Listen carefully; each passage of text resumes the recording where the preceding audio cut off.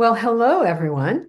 Hope you're having an awesome day today. This is our Aging and Spirituality podcast, where we're doing everything we can to share what we know and what we think will help you to realize your full potential and just have the best life you can. I'm Chris Jensen. I'm Kathy Lee Taylor. So thank you for coming today. And today I want to talk about a very ancient book in yoga called the Bhagavad Gita and why this ancient book is so relevant today and how the truths in it can help you. They can make a difference. This book, it's about a battle. It's in the battlefield of Kurukshetra.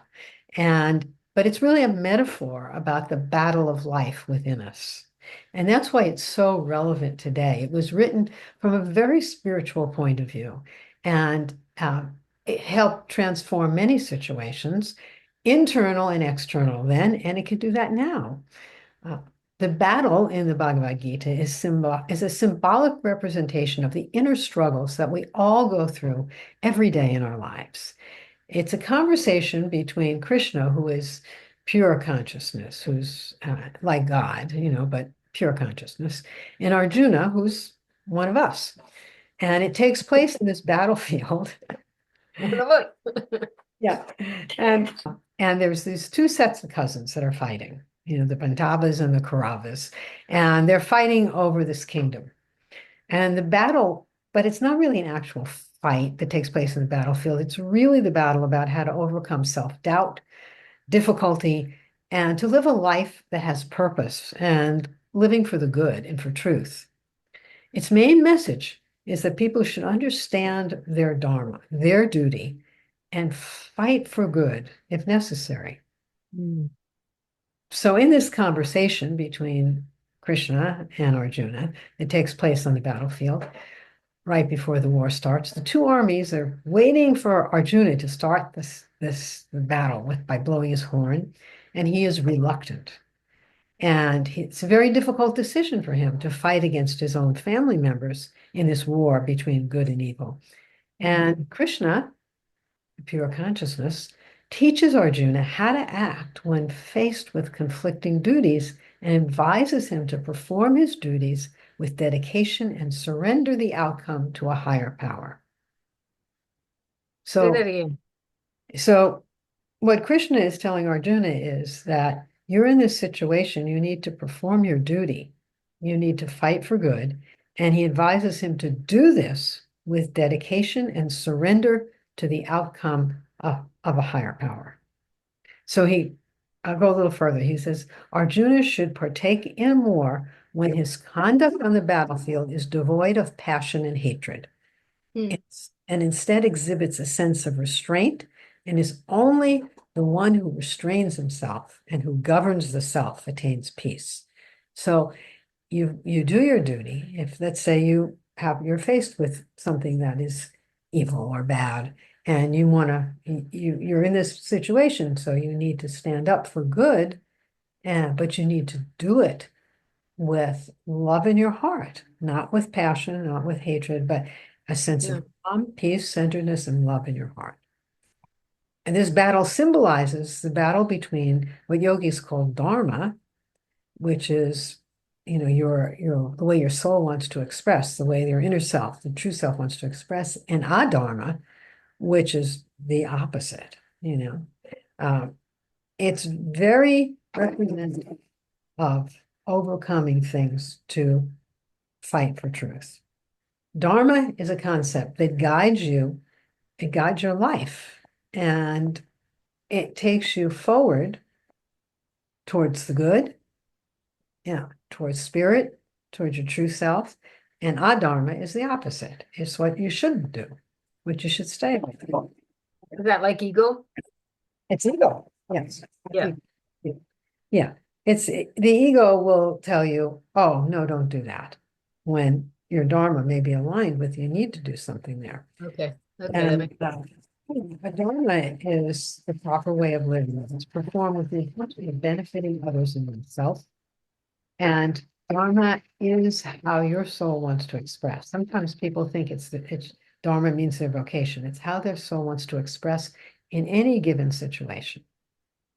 The opposite of dharma, or what should not be done, could be unjust, unbalanced, unnatural. It's usually caused by selfish motive, and it can result in damage, pain, and suffering.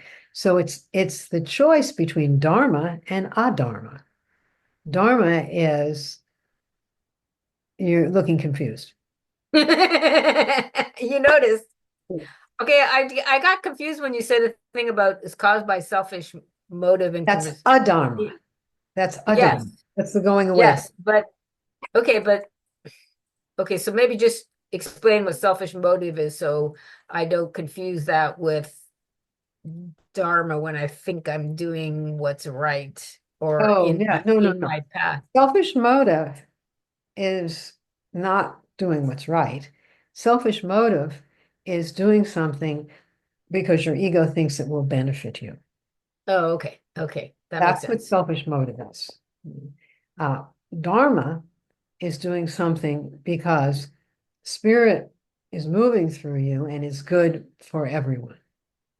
It's not something that may be just, it will likely be beneficial to you, but it's because you're doing it for the good of all, not for yourself. That's listeners, just in case you think that's easy, what she's saying. It's not easy. No, I'm It's not. not, it's a tricky distinction, Right. between having a sense of what the higher good is for you and it's coming through you and you're thinking, how do I know if it's the higher good for everybody? You know what I mean? But you have to get used to what that sense is versus when your ego is going, no, no, no, I want this over Yeah, here. I, This I little have kitty something. over here. I have something we could do at the end that Okay, helps to understand what is the good in this situation. gotcha. There's something in yoga we talk about the good or the pleasant. The ego usually wants what's pleasant for you, whereas the good is something that is beneficial to people. Yeah, okay.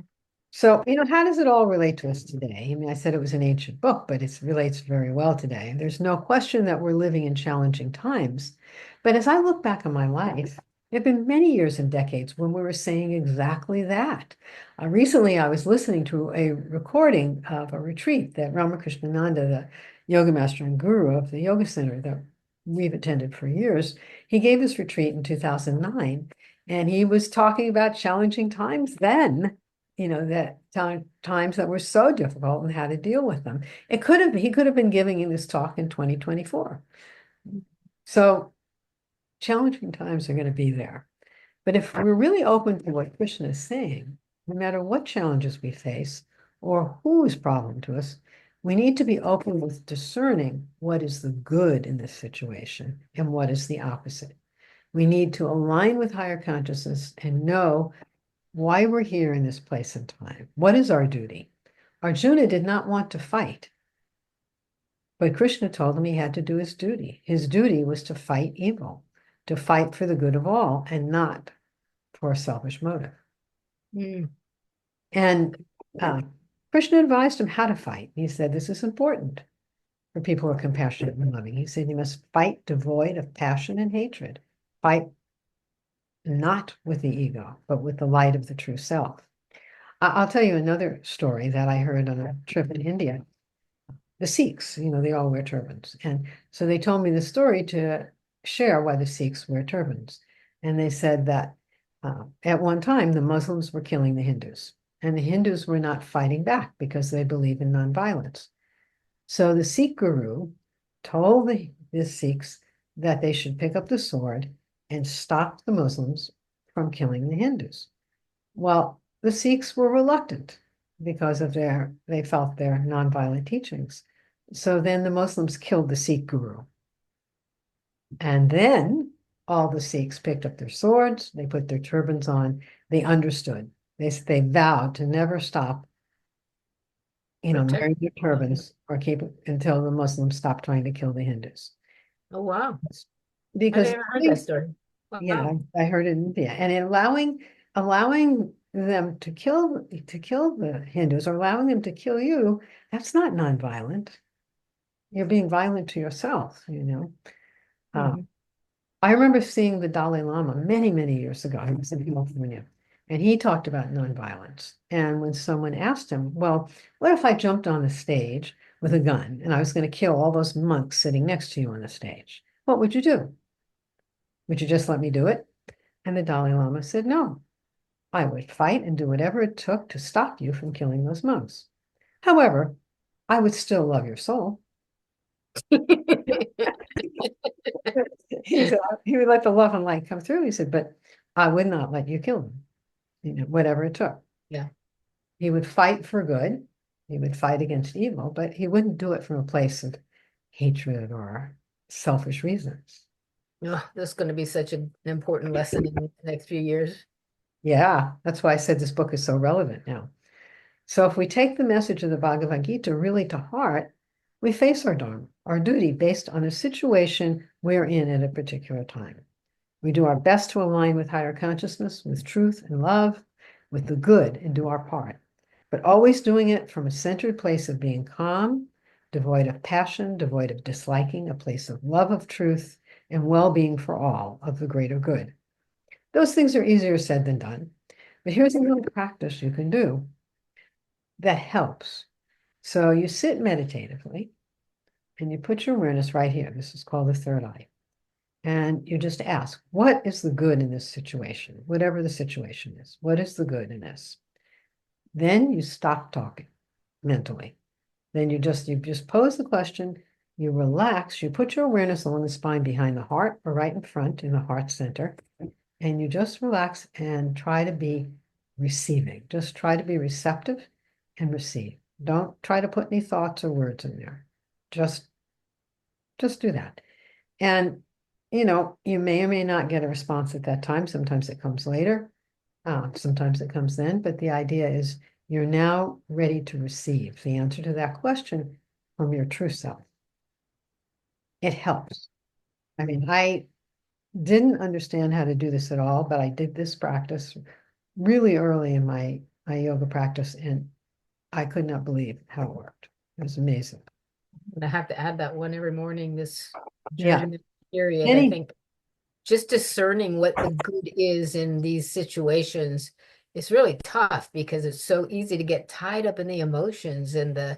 fear of what's going to happen and all the conversations. So yeah, that probably the healthiest thing I can do right there is like turn off the news and just think about what is the good in this.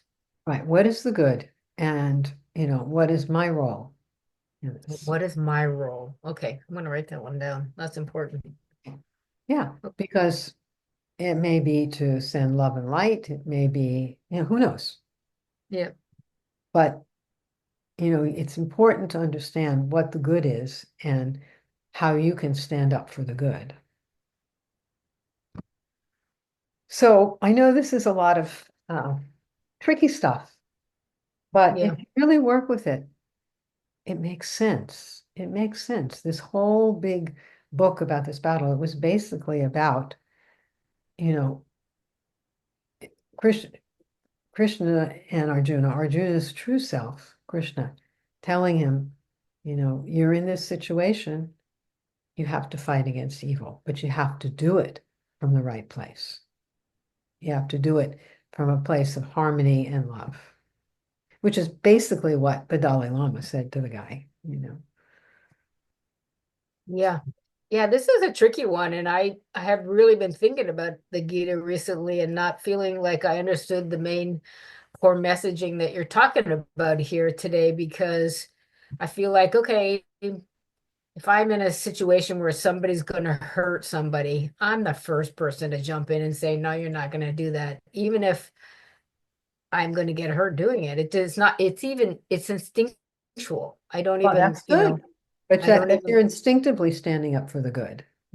well, maybe, but well, what if I took the moment to go, well, what's my role in this? Maybe I'm not supposed to jump in the middle of the sword. Maybe there's a way to Well, handle it differently. yeah. Well, if you're in that, yeah, it's true. But if you're in that situation, in that moment, there's another yoga story about this, this guy that was hiding from these thieves were chasing him, and he went up this tree, and the yogi's sitting at the bottom of the tree, and he said, don't tell these thieves where I am. They want to kill me." And the thieves, came there and they said to the yogi, where's, have you seen this guy? And the yogi who, well, not the yogi, the yoga student who said that, he was supposed to tell the truth. He said, oh yeah, he went up the tree. And so they took him down and killed him. And then his guru came around later and he told him what happened. And he said, you idiot. He You said, idiot. Why that would wasn't the you? truth. He Yeah. said, you could have said nothing. You could have sent them elsewhere. I mean, the truth would be aligning with this person, saving this person's life from these thieves, So that's an important point right not there pointing that up the tree. people really need to understand. Mm. The truth is not going to harm somebody. You know, the truth is good. Truth is, Truth is good. It's always kind. Yeah. yeah, always compassionate. It's, Yep. it's not something you logic your way through. Right. You know the truth in the core of your being. Yeah. The truth is, you see somebody hurt somebody, you're on the subway and you see some jerk that won't stand up for a little old lady. Like, you know, like the truth is, I'm gonna slap you in the head. I'm gonna slap you in the head right now. Oh Oh my God. boy. You know what I mean? The truth is obvious. You know Right. it in the core of your Right. being. You don't have to logic your way through it. Right. Sometimes you have to push yourself to be courageous enough to do it because it Mhm. may not feel comfortable. It may not feel safe, Right. but you have to find the courage, and that's probably one of the central core messages of the Gita. The Gita is to learn how to have that courage and the ability to act in those moments when the wrong is trying to happen, when somebody is acting, impurely and against spirit, against what is good for all. So important words. These are important lessons. I hope you really got something out of all those things that Chris just said, because they'll really help you in these next times. And if you don't know the Gita, go read it. Bhagavad Gita. Just go read just about that story of that battle Yeah. um, on the field of Kurukshetra. Is that how you say it? Yeah. Kurukshetra, the Battle of Yeah. Kurukshetra. Google it. But You'll find it online. It's really helpful. yeah, work with this stuff, and we'll talk about it again later in a different way because I think we need to work with it. We can't just. I feel like I need to work with it again, and I've heard it for a lot of years, but it's kind of like, all right, now we're in a whole different battlefield. Mm. Now we're in a whole different world, like, and I'm a different person than I was in my 20s or 30s, Right. where, you know what I mean? Like I might have just We're flat out always punched you grows, in the growing, head and back then, changing. but Yeah. yeah, now I would handle it totally differently. So it's a good conversation to have. Maybe we'll do that next week. Yeah. I think that's a great idea. I think it's a All great right. idea. All right, folks. Let us know, what you thought of all this, if it's helpful to you, or if you have questions, or if it's not helpful. Let us know. We'd love to hear from you. Oh, please send your questions on this one. Because if we get questions from you this week, we will bring you into the conversation We'll talk when about it we next record next time, okay? Because that will time. be We really do. powerful. We can really address the questions that you're struggling with right now in the world. We honestly want to hear them. We want to Yes. help. Yes, we will. All right. See you Thank you. next week. Bye. Bye.